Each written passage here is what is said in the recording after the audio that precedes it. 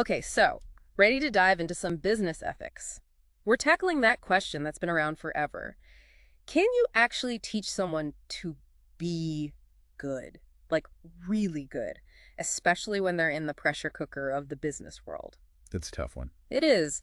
And today we're going to try to figure it out using this article review about Edwin Hartman's work. He's all about teaching character. And get this, he's taking inspiration from Aristotle. Yeah, Hartman's going way back to the roots of philosophy, asking if we can actually cultivate ethical behavior in a classroom. And knowing that these students are heading out into the real world where, sometimes the textbook just doesn't cut it. Exactly. It's about those real-world dilemmas where those ethics are going to be put to the So test. it's like, can a business ethics course really prepare us for when things get messy and we're facing a tough decision? That's the core of it. Yeah. And Hartman uses Aristotle's virtue ethics as a guide.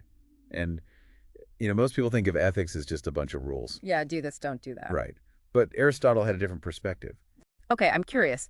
How did he approach ethics, and how does that apply to business? Well, for Aristotle, virtue wasn't just about checking boxes. He saw it as absolutely vital for achieving eudaimonia. Whoa, say that again?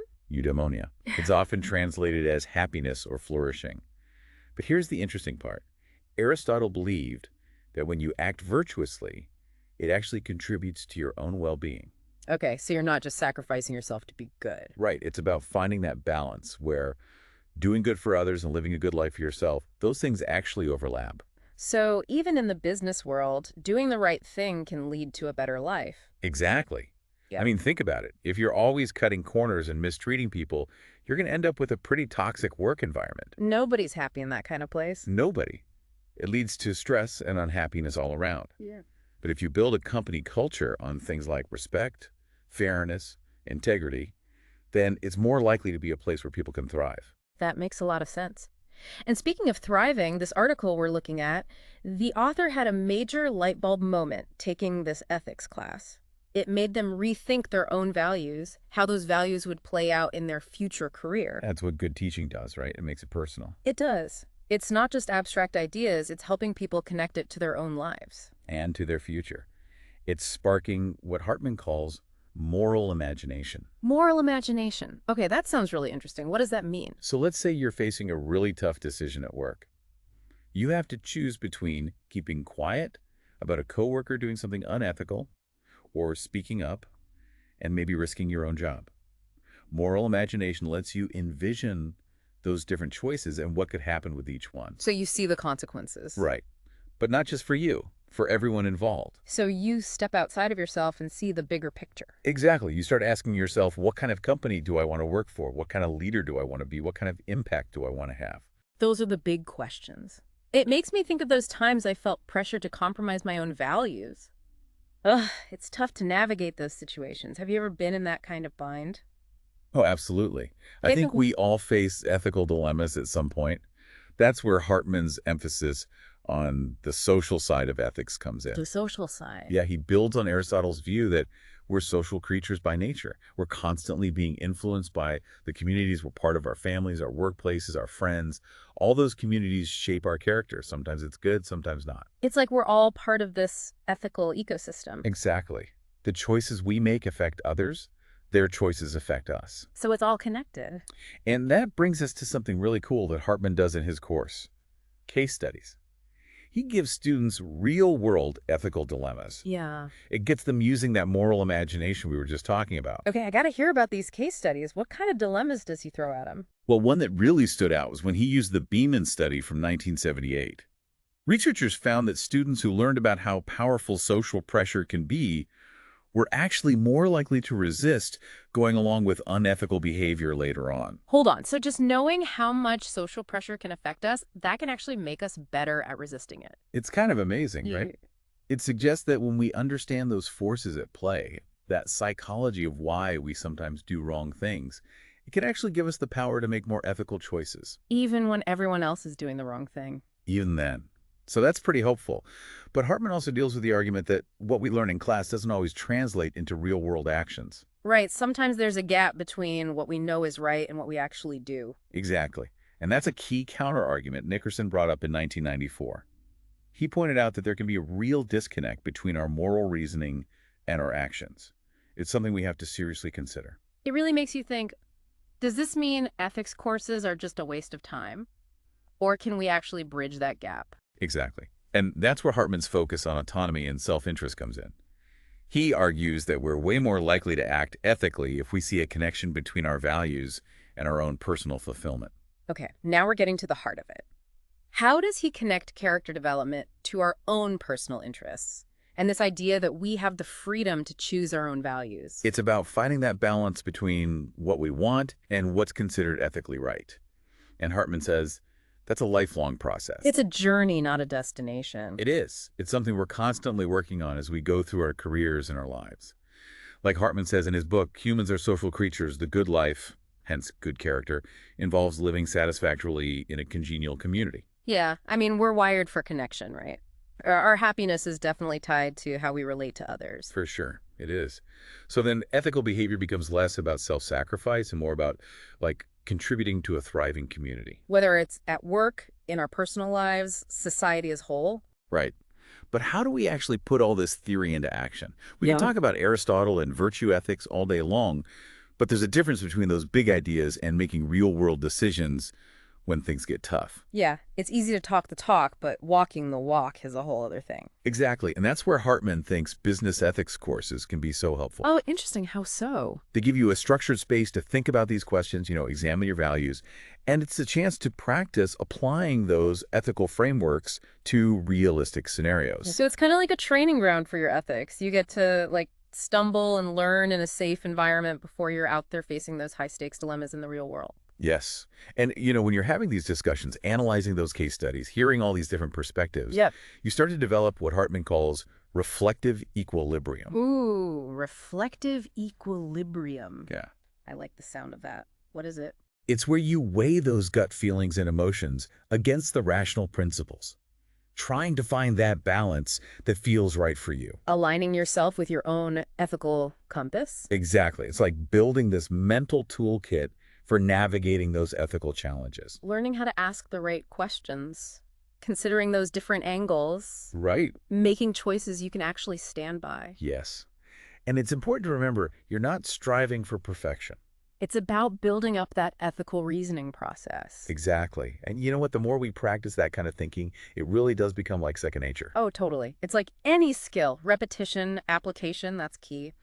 But let's be real, not all business ethics courses are the same. Some can be pretty dry, all theory, not a lot of real-world stuff.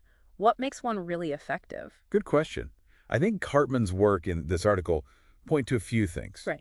First, you got to go beyond just lecturing about principles. Right. It's got to be practical. Exactly. Students need chances to actually use those principles in real-world situations. Yeah. Like actually wrestle with those messy dilemmas we face. Right. And then they can see how those choices play out. So it's less about memorizing rules and more about developing ethical muscle memory. Yes.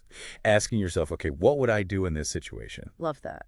So using things like case studies, simulations, role-playing, those can really bring ethics to life, make it less theoretical.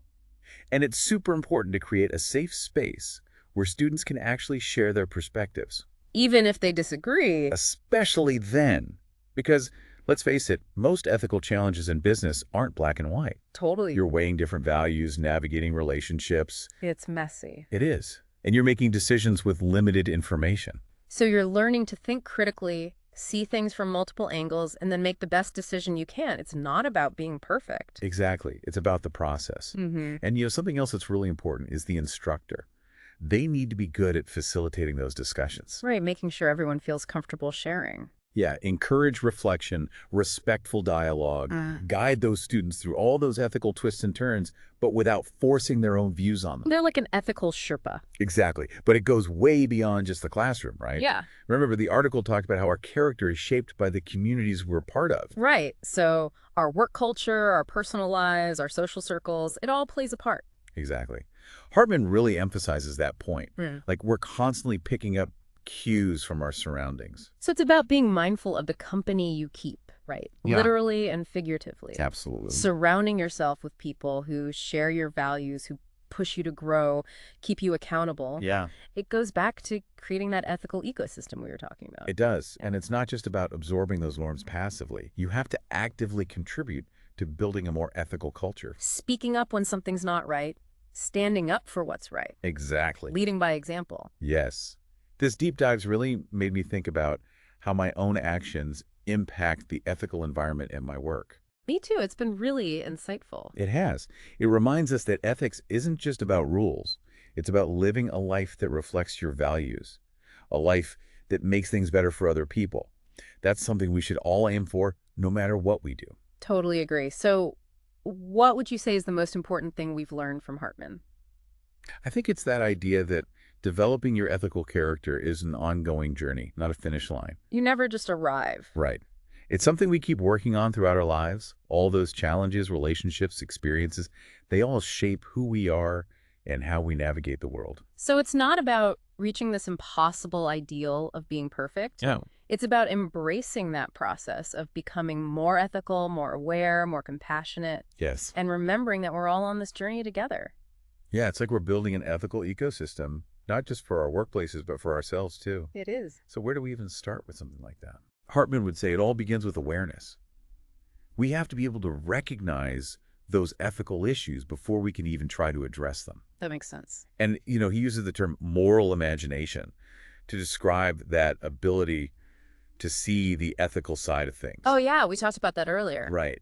It's about really looking at a situation and thinking about how what you do might affect other people. Stepping outside of yourself. Exactly. It's like you put on these special glasses that show you the world through an ethical lens. Yeah. You see things you might have missed otherwise. I like that, the ethical lens. And that's where those business ethics courses can be so helpful. Yeah. They help us actually develop that moral imagination Oh, okay. to become more sensitive to those ethical ripples that come from our choices. Like training your mind to be more ethical. Yeah, Building up those moral muscles. But, like we were talking about before, ethics isn't a solo sport. Right. It takes a community. It does. When you're making those tough decisions, it really helps to have people you can talk to. Bounce ideas off of. Exactly. Getting different perspectives, feedback on your reasoning. Yeah, that's so helpful. It can help you avoid those blind spots and make more informed choices. It's like having a whole team of ethical advisors. Right. Like trusted colleagues or mentors who can help you figure things out. Yes. And it all reinforces that idea that we're not in this alone. Hartman talks about how our communities shape our character, and that's so true. It really is.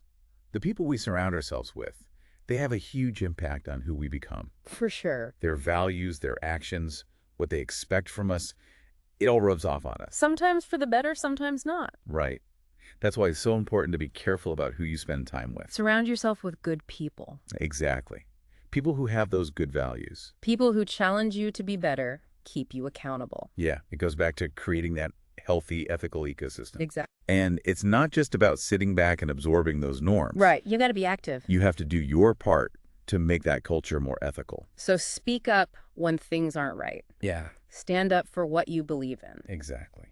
This has been such a great deep dive. It's given me a whole new way to think about business ethics I agree, it has. and the role each of us plays in creating ethical workplaces and communities. It's a good reminder that ethics isn't just following the rules. It's about, living a life that's true to your values, a Absolutely. life that helps others.